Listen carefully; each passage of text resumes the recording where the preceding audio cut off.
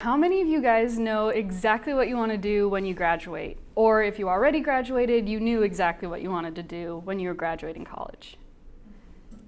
All right, cool. How many of you have a general idea of what you want to do?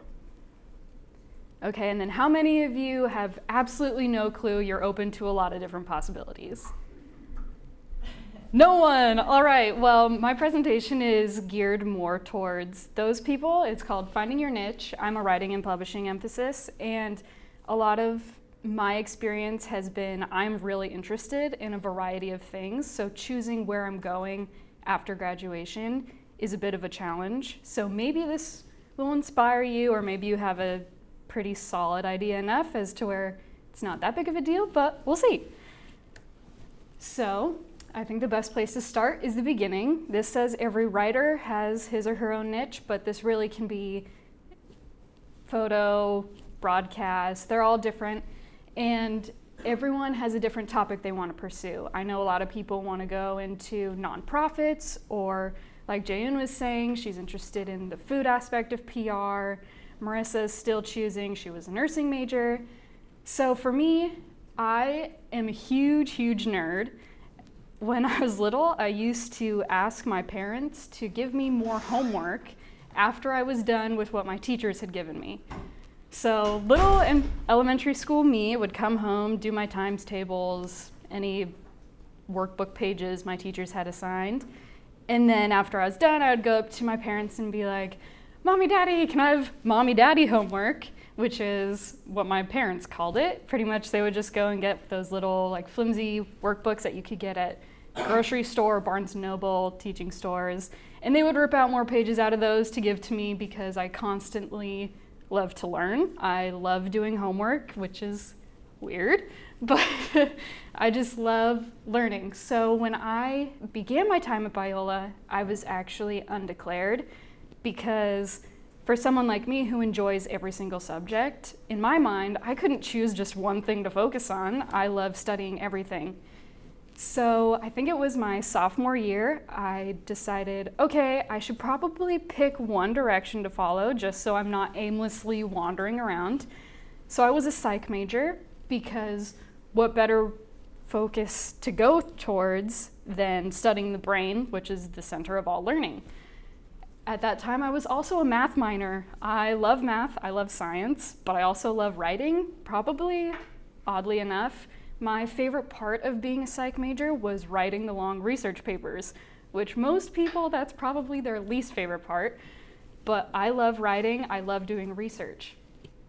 And then one day, my fall semester of my sophomore year, I was sitting in my experimental psychology class. And contrary to its name, we pretty much just learned how to write research papers in that class. We weren't really doing any experiments, which was kind of a bummer. But we were sitting there and everyone was going around saying, oh, I want to go into research with psychology. I want to be a psychiatrist. I want to go into therapy. I want to be a guidance counselor. And I was there thinking, I'm kind of like Lucy from Peanuts. If people come up to me with a problem, I'm going to say, get over it. I don't know. So I'm not very patient, which I realized is not a good thing for a psychologist, and it's a good thing I realized it when I did. So it was that day, actually, I was texting my parents and I was telling them, I don't know if psychology is the right fit for me. I mean, I love learning about it, but in the future, I cannot see myself in this field. But I love writing the papers for it. And my mom has always told me, hey, you'd make a great editor, because I have a very good eye for detail in catching things that people don't. So I want to say it was right after that experimental class. If it wasn't right after, it was the next day. I actually went and I talked to Dr. Longino about the writing and publishing program. And it was shortly after, maybe a day passed, I made the switch and I declared a journalism major. So my approach to journalism is partly background in psychology. A lot of people come up to me, well, they don't just come up to me and say, hey, you're crazy for making the switch. But when they find out I made the jump, they all think, wow, that's a huge difference. How did you come to do that? And when I think about it, I don't really think it's that big of a jump at all. They both revolve around studying people just in different ways. So psychology in my mind is the more scientific, more serious side. Not to say that journalism can't be serious, but psychology, it's more analyzing people and how psychologists can help people get better. If they're in tough situations, it's more of helping them through their difficult time. Whereas journalism, what I'm drawn to with journalism is people's quirks, their passions, their hobbies, what excites people, what they love talking about. So the topics for me are endless because there's a variety of things that bring people joy. I love sports, I love the performing arts, I love food. There's a lot of things that I love to talk to people about, Harry Potter probably being at the top of those things. So another thing that comes with me in my approach to journalism is that I grew up watching David Letterman. My mom loves telling the story of when I was a toddler. I think I was maybe 2 or 3, I don't have the exact age, but we were in the grocery store together. She was pushing me along in the shopping cart, and we passed a newsstand, and David Letterman was on the cover of a magazine, or maybe like a little blurb on the side or something. And I pointed him out and I say, "Hey, look, that's David Letterman." And all the other moms who were in the store at the time were just shocked that my mom was letting her little 2-year-old stay up not only late, but also watch David Letterman, which the content is probably not the best for a little toddler, but I did it anyways. And so I think growing up, watching him, and now Stephen Colbert runs The Late Show, but watching all these guys in the late night shows, you just see how much fun they're having. And I think that to me is what I want to do with journalism.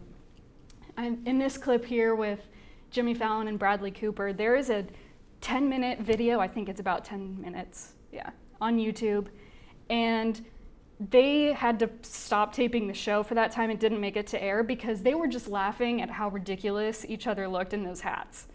And that to me, even though people look at late night television and they don't necessarily think, oh, that's journalism, to me, that's something that I think it is journalism because they're sitting there, they're finding out about these people, they're laughing and wearing goofy hats, they're having a good time, they do different sketches.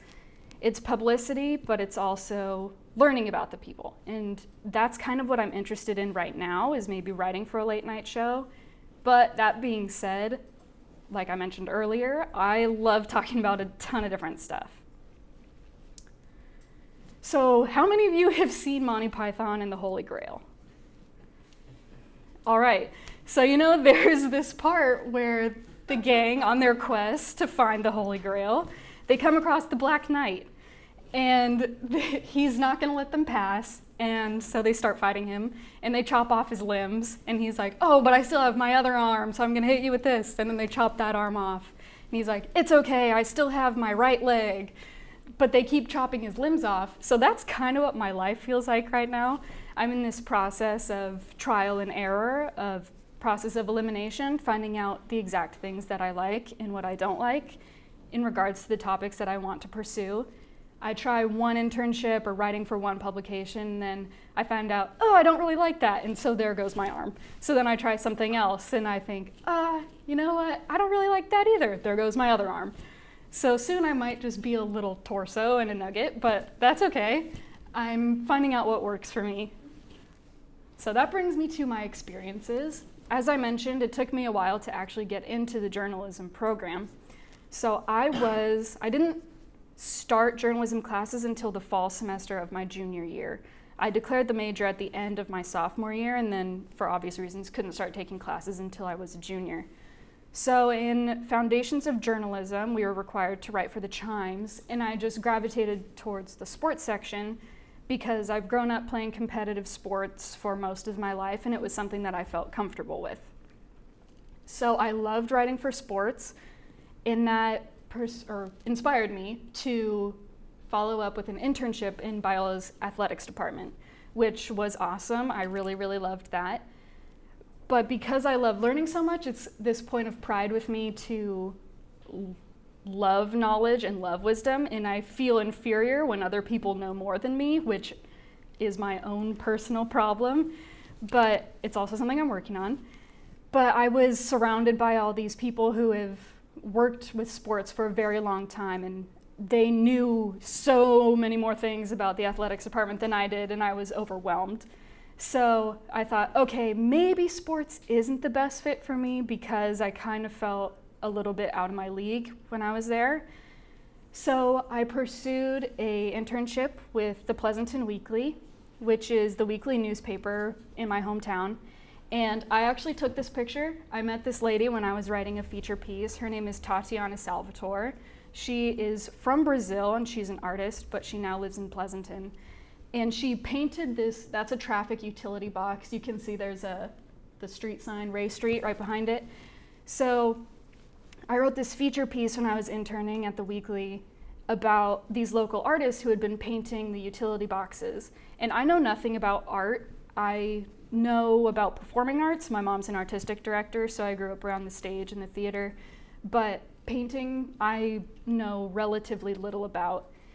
And writing this article was one of the most amazing experiences I've ever had because it showed me that even though I don't necessarily know something, journalism can still teach me because I'm talking to people who are experts in the field. I get to tell their story through what they know.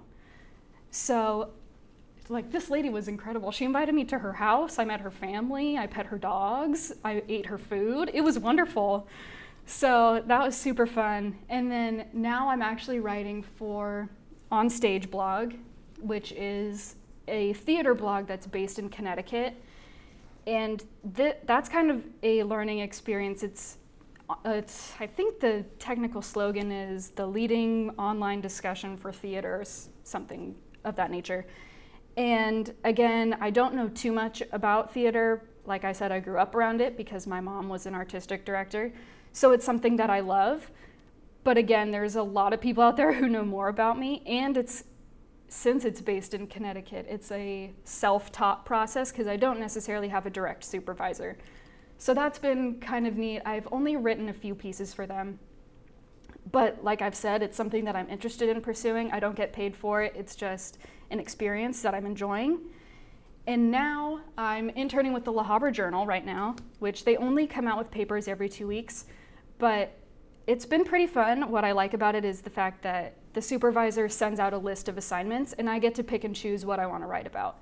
So that's neat for me as someone who doesn't know exactly the area they're going in, because I've noticed that through the list, I kind of know what I want to gravitate towards, which is feature writing, more of the lighter, happy stuff, making people laugh, as opposed to hard-hitting news and interviewing cops. That to me is scary and intimidating. I'd way rather talk to artists about their paintings. So my advice, if you're in the same position as I am, is to pursue what excites you.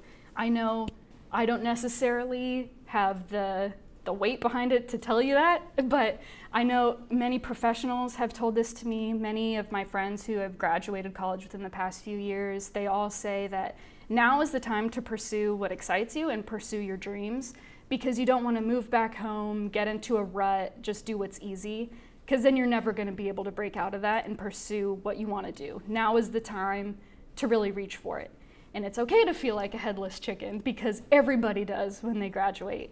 Nobody really, for the most part, nobody really knows exactly where they want to go. Like I asked at the beginning, none of you raised your hands and said that you knew exactly what you wanted to do. So my last piece of advice is to seek guidance. Really talk to people, professionals, counselors here, and say, hey, this is kind of what I want to do. Would you mind helping me maybe point me in the right direction, give me the next steps to take, which is actually what I'm going to do.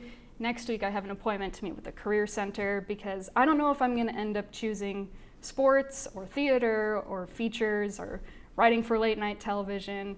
Really, those are all up at the top of my list and I can't choose. So I'm going to go talk and just see the next steps. And so I recommend that you guys do the same. Thank you for taking the time to listen to my presentation. And now I'd like to open it up for questions and answers.